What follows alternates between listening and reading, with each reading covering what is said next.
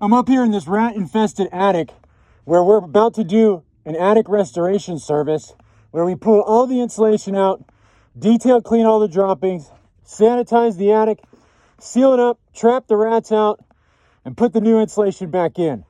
This attic is a perfect example of when this service is truly needed. If you take a look, the blow-in insulation has been very depressed. We have heavy rat track marks running the pipes, rodent droppings like this throughout the attic, urine, feces, and everything else that comes into it. You can see our openings there that we have to seal up. And look, there's even a rat nest right there. More rub marks. Look how thick those rub marks are.